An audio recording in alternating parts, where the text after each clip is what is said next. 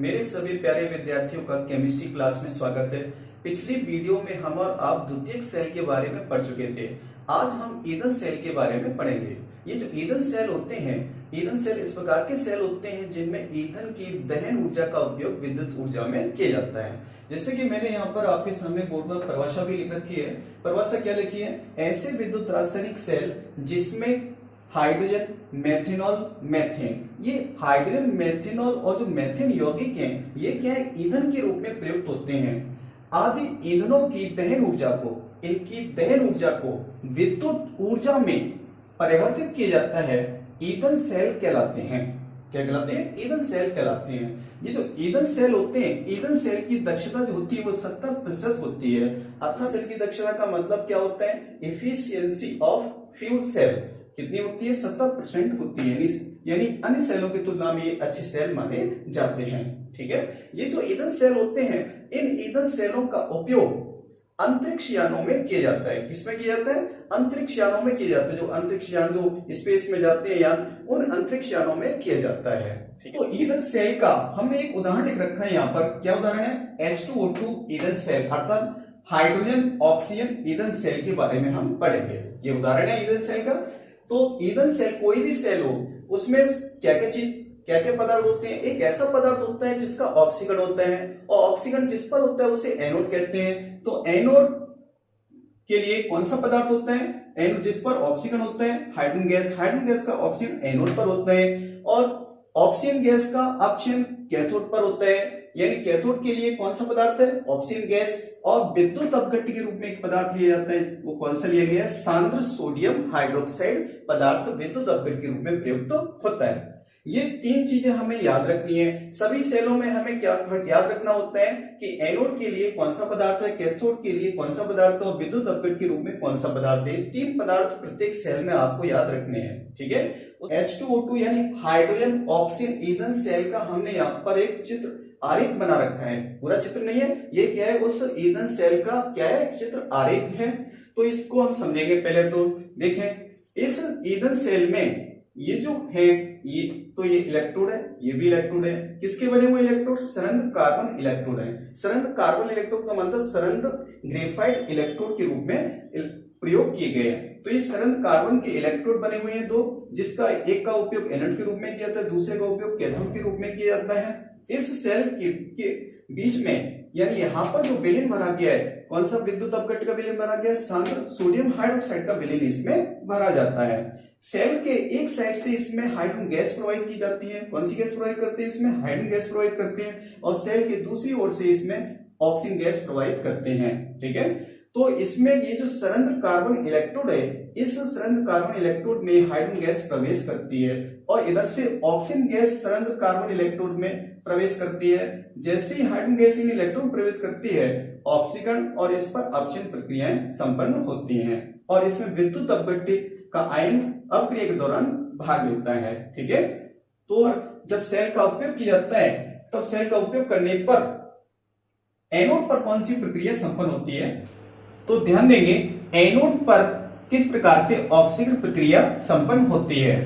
तो एनोड पर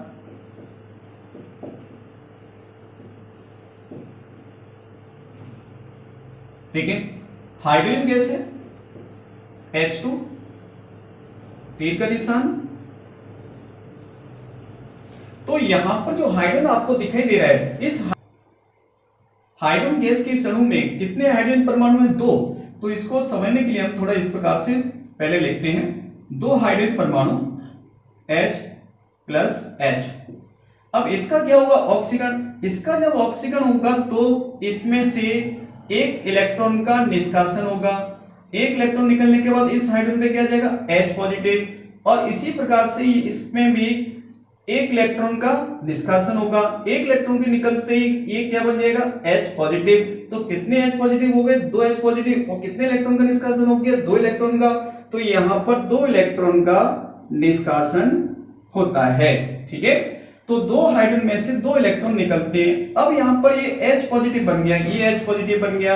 ये H पॉजिटिव को संतुलित करने के लिए विद्युत अपघट्य के विलयन में से, यानी सोडियम हाइड्रोक्साइड के विलयन में से 2 OH नेगेटिव आयन, कितने OH negative ion? 2 OH negative ion, किसमें से? 2 NaOH में से कितने? 2 Na पॉजिटिव और प्लस 2 OH नेगेटिव। बात समझ गए?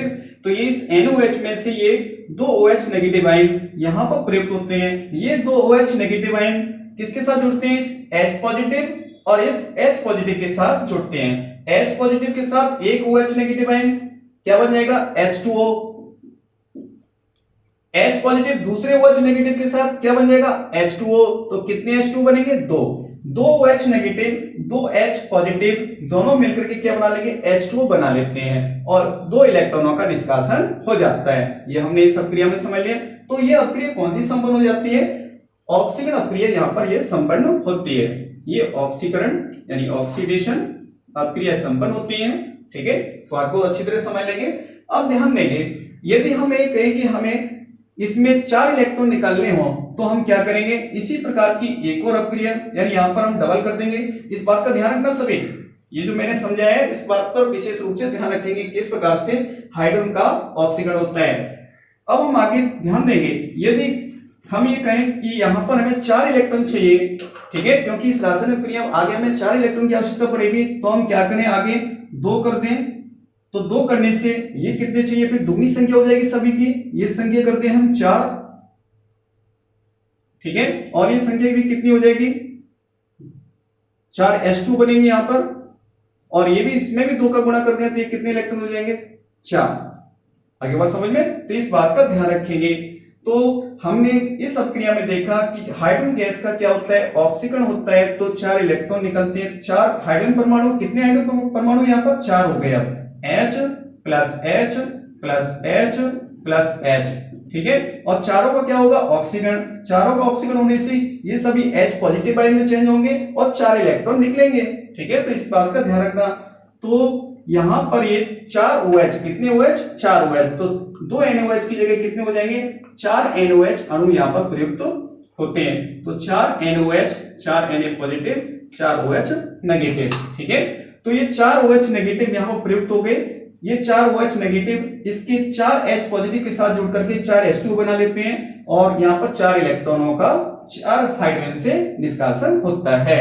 तो इस प्रकार से ये ऑक्सीकरण प्रक्रिया संपन्न हो जाती है। ठीक है, अच्छी तरह समझ लेंगे।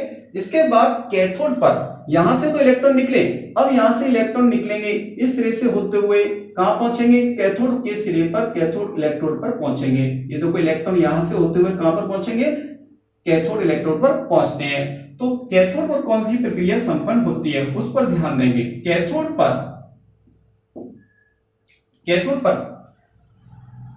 पर ऑक्सीजन है, ऑक्सीजन गैस प्रवाहित हो रही है। इस इलेक्ट्रोड में कौन प्रवेश करते हैं? इसमें ऑक्सीजन गैस के अणु प्रवेश करते हैं। तो ये ऑक्सीजन गैस के अणु क्या करते हैं? यहां से आने वाले इलेक्ट्रॉनों को ग्रहण कर लेते हैं। तो देखें, ऑक्सीजन O2 प्लस कितने इलेक्ट्रॉन है? 4 इलेक्ट्रॉन है। अब ध्यान देना, यहां पर ऑक्सीजन का O2 का मतलब कितने परमाणु है? इसमें 2 ऑक्सीजन परमाणु है। एक ऑक्सीजन, दूसरा ऑक्सीजन, 2 ऑक्सीजन परमाणु से मिलकर बना है O2। तो ये ऑक्सीजन जब 2 इलेक्ट्रॉन ग्रहण करता है, ये ऑक्सीजन 2 इलेक्ट्रॉन ग्रहण करता है यहां से 2, और ये ऑक्सीजन भी 2 इलेक्ट्रॉन ग्रहण करता है। तो जैसे 2 इलेक्ट्रॉन ग्रहण करता है ये क्या बन जाता है? O डाई नेगेटिव बनता है, और ये भी किस में चेंज हो जाते हैं? O डाई नेगेटिव में परिवर्तित हो जाता है। ठीक है, तो ये ऑक्सीजन अणु में 2 ऑक्सीजन परमाणु है। तो एक ऑक्सीजन परमाणु इसमें से 2 इलेक्ट्रॉन ग्रहण करता है, ये दूसरा ऑक्सीजन परमाणु 2 इलेक्ट्रॉन ग्रहण करता है। तो ये O डाई नेगेटिव में चेंज हो गया और ये भी O डाई नेगेटिव में परिवर्तित हो जाता है। ठीक है, तो इस प्रकार से हम देखते हैं कि कितने O डाई नेगेटिव बन गए यहाँ पर? 2 O डाई नेगेटिव यहाँ पर परिवर्तित हो जाते हैं। ठीक है, और प्लस अब ये O डाई नेगेटिव क्या करेंगे? ये O डाई नेगेटिव इसमें से यानी जो 4 H2O उसमें से 2 H2O को अपनी ओर आकर्षित करेंगे। कितने H2O? 2 H2O को ये अपनी ओर आकर्षित करेंगे। तो ये 2 H2O किस प्रकार से? अब ये जो 2 H2O लिए O die negative plus H2O, तो ये O डाई नेगेटिव जो कि ऑक्सीजन 2 इलेक्ट्रॉन को ग्रहण करके बनाता है, ये O डाई नेगेटिव एक H2O, हमने कितने H2 लेने यहाँ पर? 2। एक H2O के साथ मिलकर के ये दोनों मिलकर किसमें परिवर्तित हो जाएंगे? दोनों मिलकर के OH नेगेटिव आयन में परिवर्तित हो जाएगा। इसी प्रकार से ये दोनों O die negative plus H2O किस में परिवर्तित हो जाएंगे, OH नेगेटिव में परिवर्तित हो जाएंगे। ठीक है, तो यहां पर ये H2O ये दो OH नेगेटिव में कितने OH नेगेटिव में परिवर्तित होंगे, तो ये OH नेगेटिव परिवर्तित होंगे, कितने दो OH नेगेटिव बनेंगे, कितने OH नेगेटिव बनेंगे, दो OH। यहां पर भी कितने दो OH नेगेटिव आयन बनेंगे। तो ये दोनों मिलकर के दो OH नेगेटिव आयन में परिवर्तित होंगे, कितने बनेंगे यहाँ पर दो। इस बात को हम पिछली वीडियो में भी पढ़ चुके थे कि जब दो OH नेगेटिव आयन होते हैं वो किस में परिवर्तित हो जाते हैं, एक दूसरे में, O die negative plus H2O। इस बात का ध्यान रखना, ये बात हम पिछली वीडियो में अच्छी तरह समझा चुके थे। दो OH डाई नेगेटिव किसके बराबर होते हैं, O die negative plus H2O के बराबर होते हैं। तो ये O die negative plus H2O दो OH negative, O die negative plus H2O दो OH नेगेटिव। ठीक है, तो ये बात, तो कितने OH नेगेटिव हो गए, दो ये चार OH नेगेटिव बनते हैं, कितने चार OH नेगेटिव आयन बन जाते हैं। तो ये चार OH नेगेटिव आयन बनते हैं, कितने नेगेटिव आयन बनते हैं, चार OH नेगेटिव आयन बन जाते हैं। ठीक है, तो ये प्रक्रिया यहाँ पर संपन्न होती है। तो यहाँ पर क्या होता है, O2 यानी ऑक्सीजन इन चारों इलेक्ट्रॉनों को ग्रहण करके और ये दो H2O के साथ क्रिया करके किस में परिवर्तित हो जाते हैं, चार OH नेगेटिव आयन में परिवर्तित हो जाते हैं। और इस बात को समझने के लिए आप इसको ध्यान रखना, ये अच्छी तरह समझ लेना।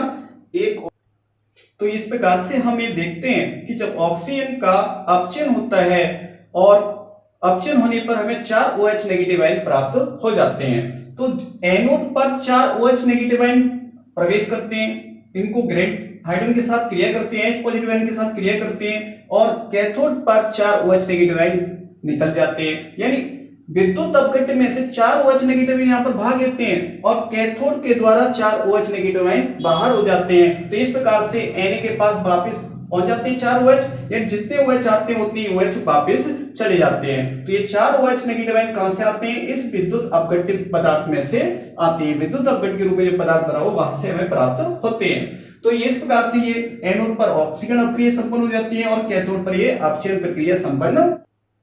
ये हाइड्रोजन गैसीय अवस्था में होता है, जी लिख दिया इसके नीचे हमने, गैसीय अवस्था में है। और ये चार OH नेगेटिव आयन किस में से आते हैं, विलीन में से आते हैं, जो कि विलीन अवस्था है अर्थात एक्वस अवस्था है, AQ लिख दिया इसके नीचे। और ये लिक्विड अवस्था, जल के अणु बनते हैं, ये लिक्विड अवस्था होती है, लिक्विड लिख दिया इसके नीचे। चार इलेक्ट्रॉन निष्कासित होते हैं। इस अभिक्रिया में देखें ऑक्सीजन किस अवस्था में प्रवेश करता है, गैसीय अवस्था में प्रवेश करता है इसमें। तो ये गैसीय अवस्था है ऑक्सीजन की, चार इलेक्ट्रॉन, और ये जल के अणु किस अवस्था में रहते हैं, लिक्विड अवस्था में, और ये आयन में परिवर्तित होती है जलीय विलयन अवस्था में अर्थात एक्वस अवस्था में परिवर्तित हो जाते हैं। यानी जितने OH नेगेटिव आयन एनोड में प्रवेश करते हैं उतनी OH नेगेटिव आयन कैथोड के द्वारा निष्कासित हो जाते हैं। अब हम इन दोनों एनोड अपक्रियाओं को, यानी एनोड पर संपन्न होने वाली अपक्रिया, कैथोड पर संपन्न होने वाली अपक्रियाओं को जोड़ दें तो हमें सेल अपक्रिया प्राप्त हो जाती है। जोड़ेंगे इन दोनों को, जोड़ने पर देखें कौन सी सेल अपक्रिया प्राप्त होती है। देखें दो हाइड्रोजन है यहां पर, तो दो हाइड्रोजन लिखते हैं, 2H2 प्लस O2। ठीक है, ये दो हाइड्रोजन 2H2, ये ऑक्सीजन O2, चार इलेक्ट्रॉन से चार इलेक्ट्रॉन कैंसिल, चार OH से ये चार OH कैंसिल। अब यहां देखिए ये दो H2O है, ये दो H2O, और इधर कितने हैं, चार H2O। ये दो H2O इधर चले जाएंगे तो इस साइड कितने H2O बचेंगे, दो H2O बचेंगे। तो इधर बचते हैं दो H2O। तो इस प्रकार से ये क्या बन जाती है, एक सेल अपक्रिया हमें प्राप्त हो जाती है। ये क्या है, सेल अपक्रिया हमें प्राप्त हो जाती है। ठीक है, ये सेल अपक्रिया हो गई।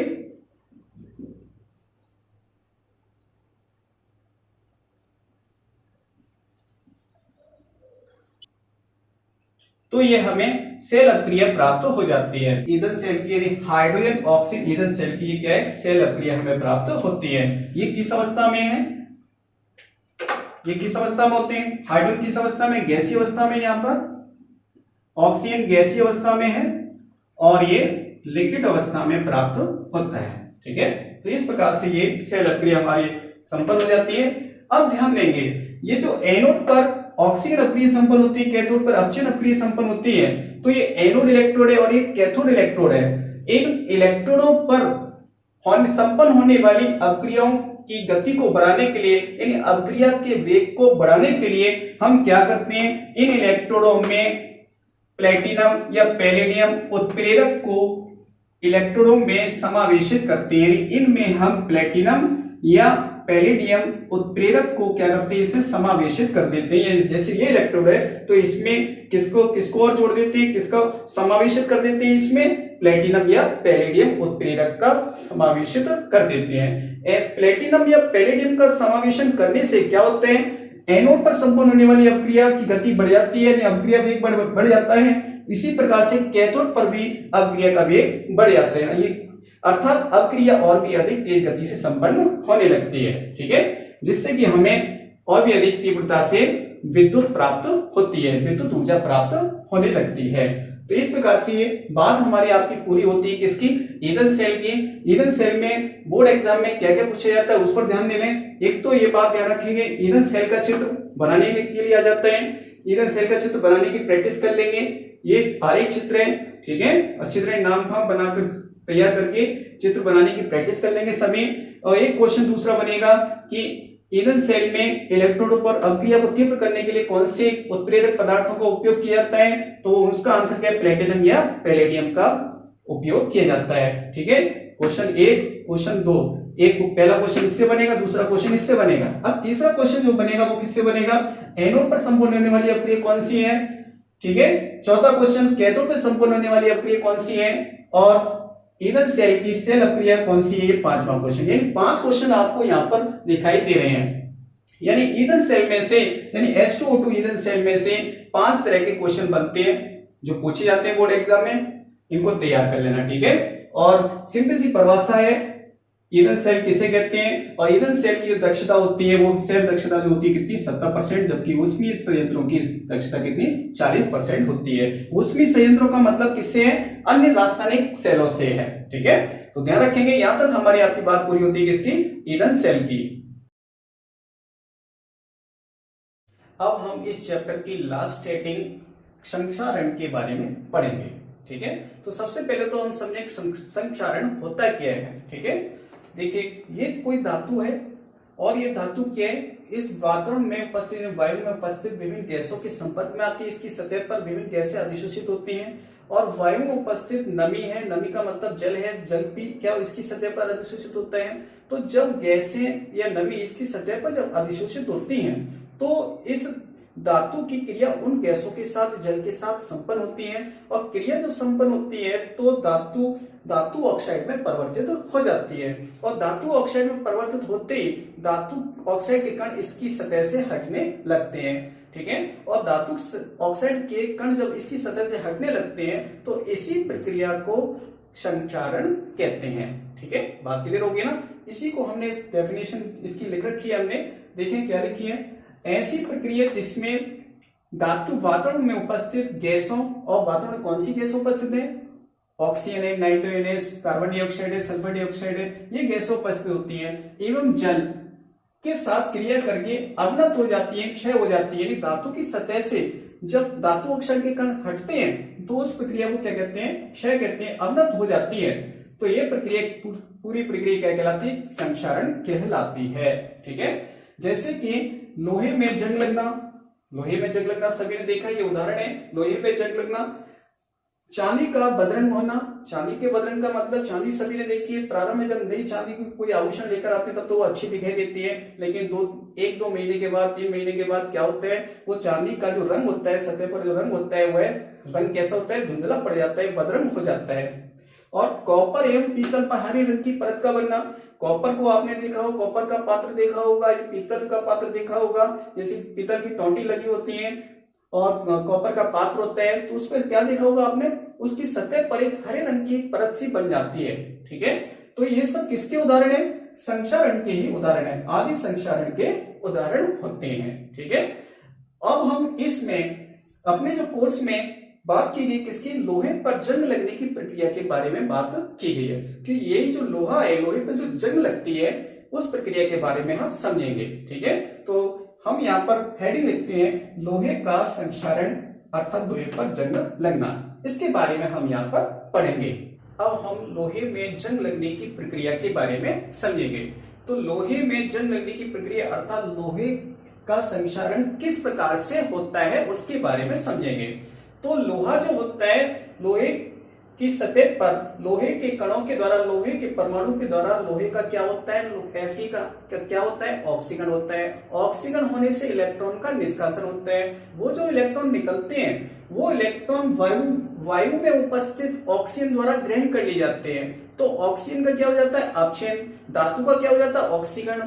तो धातु का ऑक्सीकरण होता है, वो वायु में उपस्थित ऑक्सीजन का अपक्षय होता है, जिससे कि धातु की सतह पर धातु ऑक्साइड की परत बन जाती है और वही धातु ऑक्साइड के एक जल के रूप में परिवर्तित होकर के निष्कासित होती है, अर्थात क्षय होती है, अर्थात उसका अवनत होता है। ठीक है, तो इस प्रकार से हम इस प्रक्रिया को यहाँ पर हम समझेंगे। तो ध्यान देंगे, तो ये जो लोहे पर जंग लगने की जो प्रक्रिया है वो किसकी उपस्थिति में होती है, वायु तथा जल की उपस्थिति में संपन्न होती है।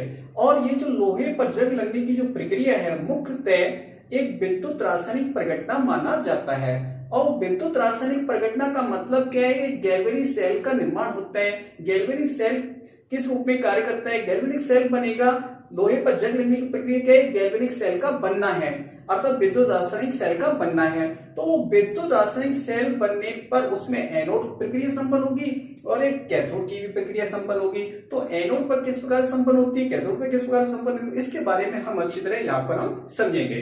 तो ध्यान देंगे, लोहे का संक्षारण यानी लोहे में जंग लगना, यह प्रक्रिया जल एवं वायु की उपस्थिति में होती है। ये जो लोहा है ये इसके संपर्क में कौन कौन, एक तो वायु में उपस्थित गैसें हैं और एक वायु में उपस्थित नमी अर्थात जल है। ठीक है, तो ये प्रक्रिया जल एवं वायु की उपस्थिति में होती है। लोहे में जंग लगने की प्रक्रिया को मुख्यतः विद्युत रासायनिक प्रघटना अर्थात एक गैल्वेनिक सेल का बनना, विद्युत रासायनिक सेल का बनना माना जा सकता है लोहे की सतह के किसी स्थल पर। ठीक है, तो ये यहाँ पर एक विद्युत रासायनिक सेल का बनना माना जा सकता है। तो विद्युत रासायनिक सेल का बनना कैसे माना जा सकता है उसके बारे में हम इस बात को समझते हैं यहाँ पर। तो हम ध्यान दें कि लोहे की, ये हमने एक लोहा ले लिया है, लोहे की सतह पर, लोहे की ये सतह कैसी खुरदरी टाइप की बना रखी है हमने। तो लोहे की सतह के किसी स्थान पर, हमने मान लिया ये स्थान है, लोहे की सतह पर ये स्थान है, इस स्थान पर Fe का क्या होता है, धातु का क्या होता है, ऑक्सीकरण होता है। तो इस स्थान पर जो Fe का ऑक्सीकरण होता है तो Fe किसमें चेंज होता है, Fe से Fe डाई पॉजिटिव बनते हैं और +2 इलेक्ट्रॉन बनते हैं। ठीक है, तो इस सतह पर जिस स्थल पर Fe का ऑक्सीकरण होता है, आयरन के परमाणु का ऑक्सीकरण होते हैं, उस स्थल को क्या कहते हैं, एनोड कहेंगे। क्या कहेंगे, उस स्थल को एनोड कहते हैं। ठीक है, ये स्थल जो कहलाएगा क्या कहलाएगा, एनोड कहलाएगा। ठीक है, तो इस एनोड पर कौन सी प्रक्रिया संपन्न होती है, ये ऑक्सीकरण प्रक्रिया संपन्न होती है। उसे हम लिखते हैं यहाँ पर, ध्यान देंगे, Fe से क्या बनते हैं, Fe डाई पॉजिटिव बनते हैं और +2 इलेक्ट्रॉनों का निष्कासन होता है। अब इस बात पर ध्यान देंगे कि यहाँ पर जब एक Fe परमाणु से 2 इलेक्ट्रॉन निकलते हैं तो Fe डाई पॉजिटिव बन जाता है। यदि हम ये कहें कि यहाँ पर Fe के 2 परमाणु लें, 2 Fe लें, तो कितने, 2 Fe डाई पॉजिटिव बनेंगे और 2 Fe डाई पॉजिटिव बनेंगे तो कितने इलेक्ट्रॉन निकलेंगे, 4 इलेक्ट्रॉनों का निष्कासन होता है। अर्थात कहने का मतलब ये होता है कि एक Fe से कितने, 2 इलेक्ट्रॉन निष्कासित होते हैं, तो 2 Fe से कितने इलेक्ट्रॉन निष्कासित हो जाएंगे, 4 इलेक्ट्रॉन का निष्कासन होगा। ये प्रक्रिया यहाँ पर ये संपन्न होती है। तो ध्यान रखेंगे यहाँ पर Fe का ऑक्सीकरण होता है, एक Fe परमाणु से, एक आयरन परमाणु से 2 इलेक्ट्रॉन निकलते हैं, तो 2 आयरन परमाणु से 4 इलेक्ट्रॉन निकलेंगे और Fe डाई पॉजिटिव बनेगा। अब यहाँ पर ये जो Fe डाई पॉजिटिव बनता है, ये कितने आयन बनेंगे, 2 आयन बनेंगे। ठीक है, इस बात का ध्यान रखेंगे। अब जिस समय ये प्रक्रिया संपन्न होती है उस समय Fe क्या था, एक ठोस परमाणु था, Fe ठोस अवस्था में था और Fe डाई पॉजिटिव किस अवस्था में आ जाएगा, एक्वस अवस्था में आ जाएगा, एक्वस अवस्था में आ जाएगा और इससे निकलेंगे क्या, 4 इलेक्ट्रॉन। और 4 इलेक्ट्रॉन जब निकलेंगे तब यह प्रक्रिया क्या कहलाएगी, ऑक्सीकरण कहलाएगी। तो इस प्रक्रिया को हम क्या लिख सकते हैं, ऑक्सीकरण।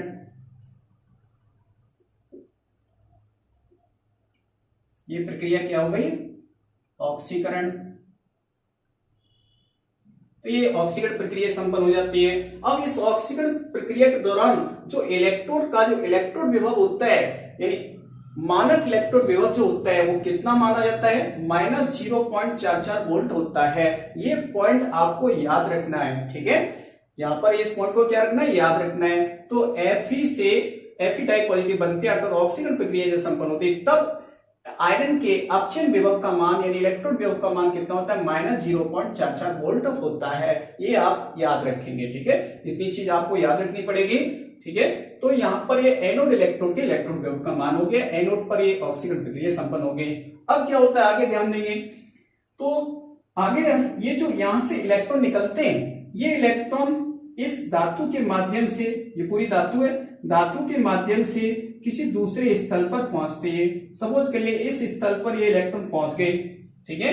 इस धातु के माध्यम से कहां पहुंच गए इलेक्ट्रॉन, इस स्थान पर पहुंच जाते हैं। अब इस स्थान पर जब पहुंचते हैं तो अब ध्यान देंगे धातु की सतह पर, ये धातु है, धातु की सतह पर यहाँ पे क्या है, नमी यानी जल है। ये क्या है, जल H2O है, यानी इसकी सतह पर कौन अधिशोषित है, जल की बूंदें भी है, जल भी इस पर, यानी जल की नमी है इसकी सतह पर, ठीक है। और जल की नमी है, और ये जो धातु है किसके संपर्क में, इसके चारों ओर क्या है, वायु है, यानी इस धातु के चारों ओर ये क्या है, वायु उपस्थित है। तो ये क्या है, यहां पर वायु। तो इस लोहे के चारों क्या है, वायु उपस्थित है। और वायु में क्या उपस्थित होती है, गैसें उपस्थित होती है। वायु में क्या उपस्थित होती है, गैसें। और इसमें वायु में किस प्रकार की गैसें उपस्थित है, इस वायु में किस प्रकार की गैस उपस्थित है, एक तो CO2 गैस है, O2 गैस है, N2 गैस है, ठीक है। इस प्रकार की गैसें इसमें उपस्थित होती हैं, ठीक है। तो यहां पर इस वायु में विभिन्न गैसें उपस्थित हैं। यहां से इलेक्ट्रॉन धातु के इस स्थल से धातु का ऑक्सीकरण होने पर निष्कासित होने वाले इलेक्ट्रॉन कहां पहुंचते हैं, इस स्थान पर पहुंचते हैं। इस स्थान पर पहुंच करके H पॉजिटिव आयन की उपस्थिति में क्या होता है, ऑक्सीजन का, यानी ये जो ऑक्सीजन है इसकी सतह पर क्या है, यहां पर ऑक्सीजन, यहां पर क्या उपस्थित है, O2, यहां पर क्या है, इस जगह O2 है, क्योंकि वायु है चारों, वायु के चारों ओर होने का नहीं, यहाँ पर स्थान पे क्या है, ऑक्सीजन है। इस ऑक्सीजन द्वारा ये यहां से त्यागे गए इलेक्ट्रॉनों को ग्रहण किया जाता है, किसकी उपस्थिति में, H पॉजिटिव आयन की उपस्थिति में। तो यहां पर H पॉजिटिव आयन यानी इस अम्ल की उपस्थिति में क्या होता है, H पॉजिटिव आयन की उपस्थिति में यहां पर ऑक्सीजन का अपचयन होता है। अपचयन प्रक्रिया यहाँ पर संपन्न होती है। तो ये जो H पॉजिटिव आयन आया, ये कैसे आया, यहाँ पर इस बात को समझेंगे, ठीक है। तो ध्यान देंगे, एनोड स्थल से मुक्त इलेक्ट्रॉन, ये जो एनोड स्थल है यहां से निकलने वाले ये मुक्त इलेक्ट्रॉन संचलन करके, यानी धातु के माध्यम से संचलन करके दूसरे स्थल पर पहुंचते हैं। दूसरे स्थल यहां पर पहुंच गए, उस स्थल पर H पॉजिटिव आयन की उपस्थिति में, किसकी उपस्थिति में, H पॉजिटिव आयन की उपस्थिति में ऑक्सीजन का अपचयन करते हैं। इस जो O2 है इसका क्या होता है, इस H पॉजिटिव आयन की उपस्थिति में यहाँ पर अपचयन होता है। ऐसा माना जाता है कि ये जो H पॉजिटिव जो आता है यहाँ पर उपस्थित होता है, ये H पॉजिटिव आयन कहां से आता है, CO2 के जल में घुलने से बने, क्योंकि वायु में क्या है, CO2 गैस है, वायु में क्या उपस्थित है, ये CO2 गैस है वायु में। ये CO2 गैस किसमें मिले, तो ये वायु में उपस्थित CO2 जो गैस है, ये CO2 गैस, ये CO2 गैस इस जल में, जल के साथ घुल जाती है, जल में विलय हो जाती है। ऐसा माना जाता है कि H पॉजिटिव आयन CO2 के जल में घुलने से बने H2CO3। तो ये H2CO3 कैसे बनेगा, H2O प्लस CO2, यानी ये H2O में CO2 की क्रिया होती है। और H2O इस तरह लिख सकते हैं, H2O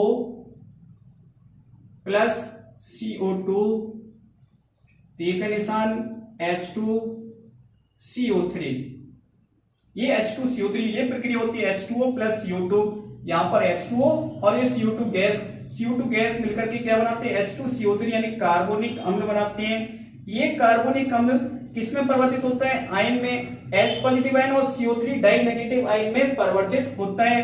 किसमें परिवर्तित होता है, H पॉजिटिव आयन और CO3 डाई नेगेटिव आयन में परिवर्तित होता है। तो यहां पर हमने दो कार्बोनिक अम्ल के अणु लिए, तो तो एक होता, यदि एक H2CO3 होता 2H पॉजिटिव और CO3 डाई नेगेटिव होता। चूंकि हमने 2 अणु लिए इसलिए 4H पॉजिटिव और 2 CO3 डाई नेगेटिव आयन बनते हैं। तो ये जो H पॉजिटिव आयन है ये वाला, इस H पॉजिटिव आयन की उपस्थिति में यहाँ पर ऑक्सीजन का अपचयन होता है, ऑक्सीजन के अपचयन की प्रक्रिया संपन्न होती है। तो इस बात को समझेंगे।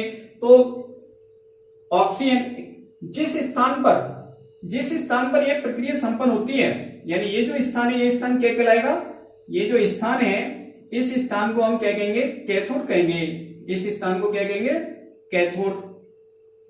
ये स्थान क्या कहलाएगा? कैथोड कहलाएगा। ये स्थान क्या कहलाएगा? जिस स्थान पर यह प्रक्रिया संपन्न होती है, यहां से संचलन करके इलेक्ट्रॉन इस स्थान पर पहुंचते हैं। ये ऑक्सीजन गैस इसकी सतह पर अधिशोषित होती है और इस ऑक्सीजन का इलेक्ट्रॉन के साथ क्रिया करके इलेक्ट्रॉनों को ये ग्रहण कर लेगी, तो ये इसका ऑक्सीजन का अपचयन हो जाता है और यही स्थल क्या कहलाता है? कैथोड के रूप में कार्य करता है, कैथोड कहलाता है। ठीक है, तो यही बात हमने लिख रखी है। तो से प्राप्त होते हैं, अतः निम्न अपक्रिया संपन्न होने के कारण यह स्थल कैथोड की तरह कार्य करता है। तो इस कैथोड स्थल पर कौन सी प्रक्रिया संपन्न होती है? यानी अपचयन प्रक्रिया संपन्न होती है। देखो यहां पर ये O2 गैस यानी ऑक्सीजन, अभी गैस को बाद में लेकिन पहले पूरी बात समझ लेते हैं। ठीक है, ये O2 और प्लस यहां से आने वाले इलेक्ट्रॉन, यहां पर आते हैं। तो यहां से आने वाले इलेक्ट्रॉन कितने हैं? एक Fe के लिए 2 इलेक्ट्रॉन, तो 2 Fe के लिए कितने? 4 इलेक्ट्रॉन। तो यहां पर हम 4 इलेक्ट्रॉन लिखते हैं, प्लस किसकी उपस्थिति में? H पॉजिटिव आयन की उपस्थिति में। तो ये H पॉजिटिव आयन कहां से आया था? इस कार्बोनिक अम्ल से आया था। तो plus 4H positive ion, T का निशान। ठीक है, और बात को समझिए। यहां पर ये 4H पॉजिटिव आयन लिए यहां पर, और ये 4 इलेक्ट्रॉन, ये वाले ऑक्सीजन होने से निकलने वाले 4 इलेक्ट्रॉन, और ये ऑक्सीजन जो कि सतह पर अधिशोषित है। ठीक है, तो यहां पर ऑक्सीजन का क्या होता है? अपचयन होता है। तो देखो ऑक्सीजन का मतलब क्या है, इसको समझ लेते हैं पहले। O+O, इसका मतलब यह हो गया O+O हुआ, एक ऑक्सीजन इसमें से 2 इलेक्ट्रॉन को ग्रहण करती है, प्लस 2 इलेक्ट्रॉन इस ऑक्सीजन के साथ जैसे जुड़ेंगे ये किसमें परिवर्तित हो जाएगा? O डाई नेगेटिव में परिवर्तित हो जाएगा। ऑक्सीजन उदासीन का 2 इलेक्ट्रॉन ग्रहण कर लिया तो O डाई नेगेटिव आ गया। इसी प्रकार से ये भी ऑक्सीजन, यहां से 2 इलेक्ट्रॉन ग्रहण किए तो ये परिवर्तित हो गई किसमें? O डाई नेगेटिव में। ठीक है, तो इस प्रकार से प्रत्येक ऑक्सीजन परमाणु O डाई नेगेटिव में परिवर्तित हो जाता है। ये O डाई नेगेटिव, ठीक है, यानी 4 इलेक्ट्रॉन यहां पर ग्रहण कर लिए गए ऑक्सीजन के द्वारा। तो ये O die negative 2H positive के साथ, यहां से 2H पॉजिटिव, तो क्या बन जाएगा? H2O, O डाई नेगेटिव ये वाला, और यहां से 2H पॉजिटिव, ये मिलकर क्या बना लेंगे? H2O बना लेंगे। ठीक है, 4H पॉजिटिव लिए इसमें से 2H पॉजिटिव और ये O डाई नेगेटिव क्या बन जाएगा? H2O। तो यहां पर ये बनकर तैयार हो गया क्या? H2O। ठीक है, ये बात होगी क्लियर। इसके बाद ये O डाई नेगेटिव, ये वाला O डाई नेगेटिव, और यहां से 2H2O, 2H पॉजिटिव, यहां से 2H पॉजिटिव, 4H पॉजिटिव लिए थे, 2H पॉजिटिव तो यहां पर आ गए और 2H पॉजिटिव इसके साथ आ गए, तो ये दोनों क्या बना लेंगे? H2O बन जाएगा। क्या बन जाएगा? ये H2O। तो कुल मिलाकर कितने H2O बनेंगे? 2 H2O बनकर तैयार हो जाएंगे। ठीक है, तो यहां पर ये 2 H2O बन गए, और जो 2 H2O जो बने कब बने? जब ऑक्सीजन का अपचयन होता है, ऑक्सीजन गैस का अपचयन होता है तब। अब ये प्रक्रिया समझने की आप ध्यान रखेंगे यहां से यहां तक। ठीक है, ये जो प्रक्रिया है समझने की इसकी ये ध्यान रखेंगे। ऑक्सीजन परमाणु का क्या हुआ? अपचयन हुआ, इलेक्ट्रॉन ग्रहण करने की प्रक्रिया क्या कहलाती है? अपचयन कहलाती है। ऑक्सीजन इलेक्ट्रॉन ग्रहण करने की प्रक्रिया क्या कहलाती है? अपचयन कहलाती है। अपचयन होने पर ऑक्सीजन परमाणु O डाई नेगेटिव में परिवर्तित हो गया। O die negative 2H positive के साथ H2O, ये O die negative 2H positive के साथ H2O बना लेते हैं। इस प्रकार से 2 H2O बनकर तैयार हो जाते हैं। तो ये जो प्रक्रिया है कैथोड पर संपन्न होती है। कहां पर संपन्न होती है? कैथोड पर संपन्न होती है। और इस प्रक्रिया में ध्यान देंगे, ये लिक्विड अवस्था में, किस अवस्था में? लिक्विड अवस्था में ये जो प्रक्रिया संपन्न हुई है, कौन सी संपन्न हुई है? अपचयन। तो यहां पर हम अपचयन लिखे देते हैं। तो ये अपचयन प्रक्रिया संपन्न हो गई। ठीक है, अपचयन प्रक्रिया संपन्न होती है और इसका जो इलेक्ट्रोड विभव है यानी अपचयन प्रक्रिया के दौरान कैथोड पर इलेक्ट्रोड विभव का मान जो होता है वो कितना होता है 1.23 वोल्ट होता है। कितना होता है 1.23 वोल्ट होता है। ये मान आप याद रखेंगे, ये मान याद करने की यहाँ पर जरूरत है। ठीक है, तो यहाँ पर इस प्रक्रिया का आप सभी ध्यान रखेंगे। O2 का किस प्रकार से अपचयन होता है पूरी तरह ध्यान रखेंगे। अब मैं इसको यहां से साफ करता हूं।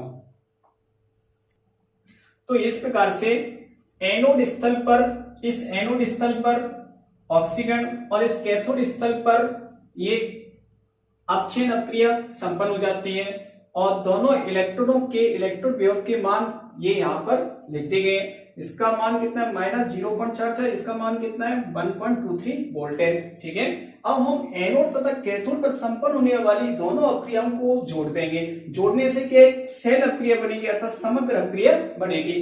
तो जोड़ते हैं, देखो ये 2Fe लिख दिया।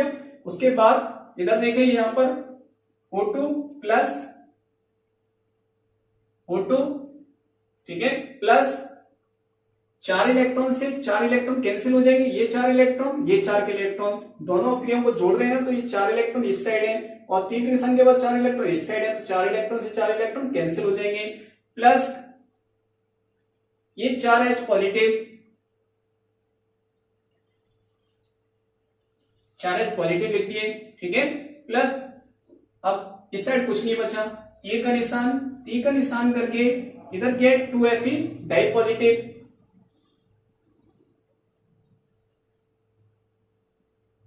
ये 2Fe डाई पॉजिटिव लिख दिया। ठीक है, और इलेक्ट्रॉन से इलेक्ट्रॉन यहां पर कैंसिल ही हो गए थे और इस साइड गए तीर के निशान के बाद प्लस 2H2O प्लस 2H2O।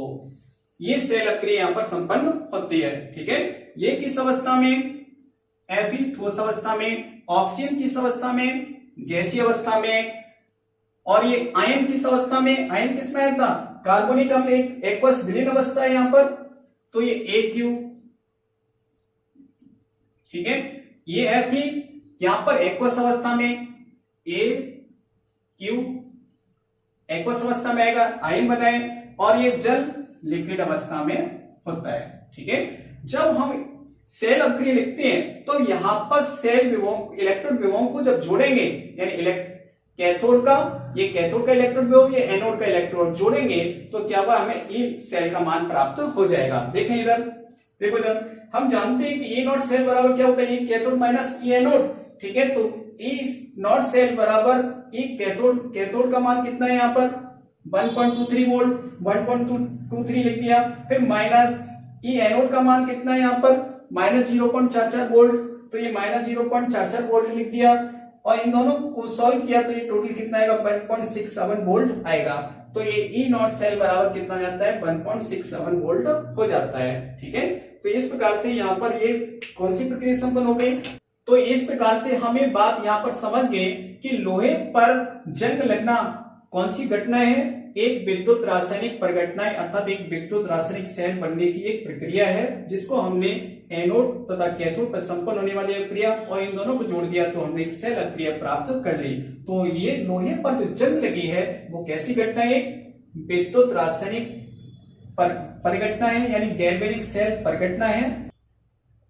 तो ये ध्यान रखेंगे, ये जो लोहे पर जंग लगने की जो प्रक्रिया है वो इस स्थान पर एनोड के रूप में कार्य, इस तरफ एनोड के रूप में कार्य करता है जिसमें आयरन का ऑक्सीकरण होता है Fe का, यहां से निकलने वाले इलेक्ट्रॉन इस स्थल पर पहुंचते हैं, इस स्थल पर ऑक्सीजन का अपचयन होता है, ये स्थल क्या कहलाता है कैथोड कहलाता है और इस स्थान पर ये अपक्रिया संपन्न होती है, ये वाली अपक्रिया संपन्न होती है और इस स्थान पर ये वाली अपक्रिया संपन्न होती है। ठीक है, यहाँ पर हमने 2 नहीं लगाया, 2 लगाकर भी लिख सकते हैं इस चीज को यहाँ पर। ठीक है, तो इस प्रकार से अब ध्यान देंगे जब हमने एनोड तथा कैथोड दोनों अपक्रियाओं को जोड़ दिया तो ये क्या बन गई, एक सेल अपक्रिया बन गई है। ठीक है, अब इस सेल अपक्रिया में जो उत्पाद बने हैं 2Fe टाइप पॉजिटिव यानी Fe type positive ferrous ion जो बना है ये Fe टाइप पॉजिटिव और H2O इनकी क्रिया पुनः वायु की ऑक्सीजन के साथ होती है। किसके साथ होती है, वायु की ऑक्सीजन के साथ पुनः क्रिया संपन्न होती है और पुनः क्रिया संपन्न होने पर यह फेरस आयन फेरिक आयन में परिवर्तित हो जाता है यानी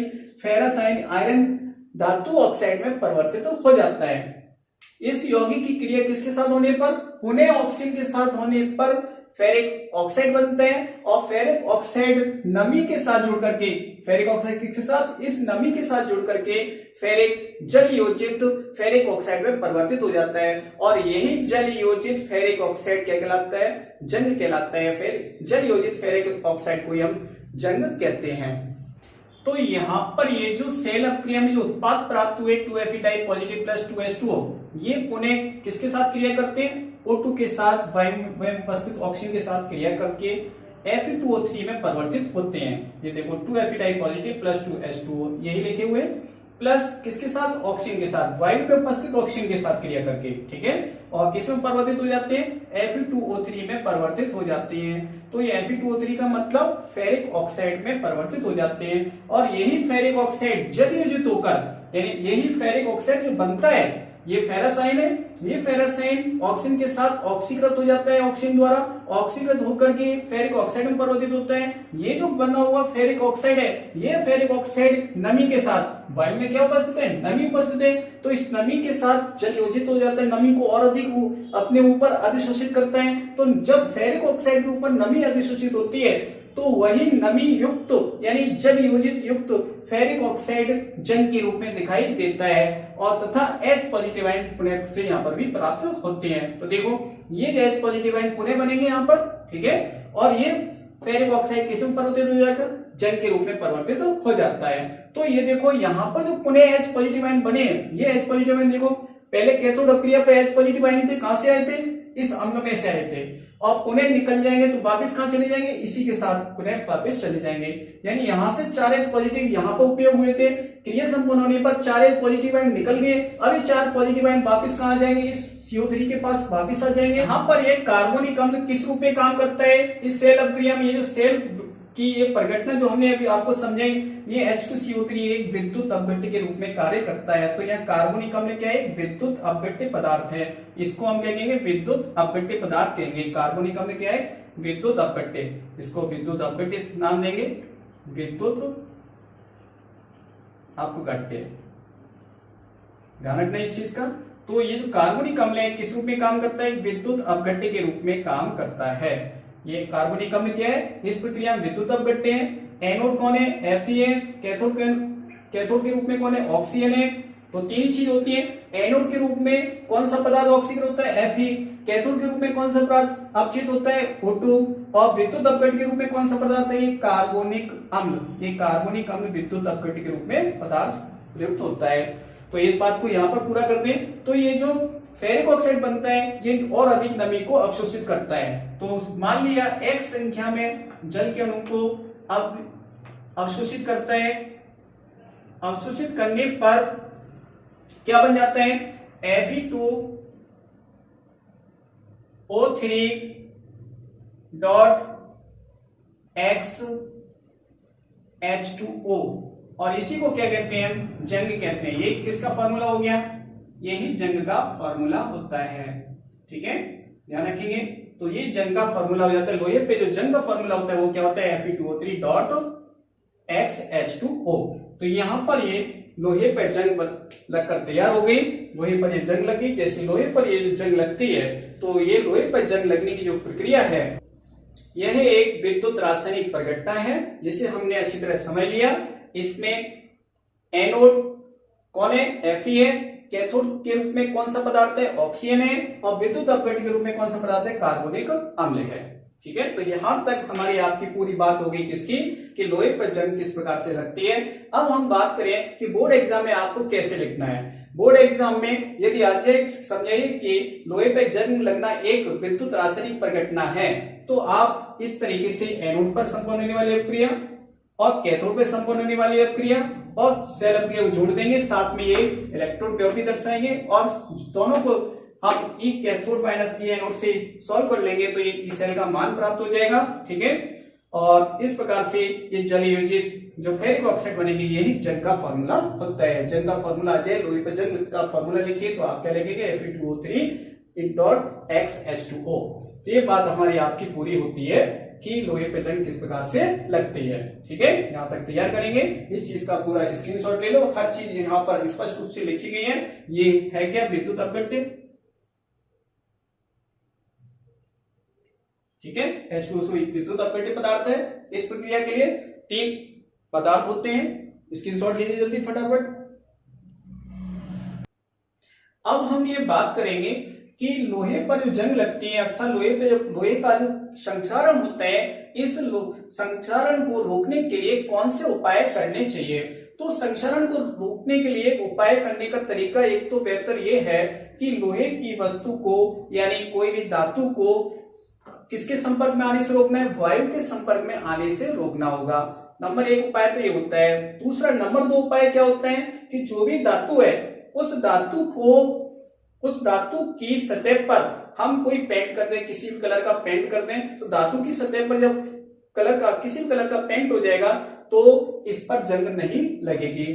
तीसरा उपाय क्या है, तीसरा उपाय ये है कि इस धातु की सतह पर ये कोई भी हम ऑयल की परत चढ़ा दें, ऑयल लगा दें, इस पर ऑयल लगा देंगे, चाहे ग्रीस लगा दें, तो ऑयल या ग्रीस लगाने के बाद अब इस लोहे पर क्या नहीं होगा, लोहे पर जंग नहीं लगेगी। ठीक है, अब अगला जो चौथा उपाय ये है कि इसमें इससे अधिक ऑक्सीजन वाला धातु पदार्थ, जैसे लोहे से अधिक ऑक्सीजन वाला अधिक अपचय क्षमता वाला पदार्थ कौन सा है, जिंक है। अब इस धातु की सतह पर हम जिंक धातु की परत चढ़ा दें। किसकी परत चढ़ा दें, जिंक धातु की परत चढ़ा देंगे तो क्या होगा, या जिंक धातु की इस पर पॉलिश कर दें तो परत चढ़ाने पर जिंक धातु की परत चढ़ाने से क्या होगा, इस आयरन का ऑक्सीकरण ना होकर के ऑक्सीकरण किसका होगा, जिंक धातु का होगा, क्योंकि जिंक की अपचय क्षमता अधिक होती है।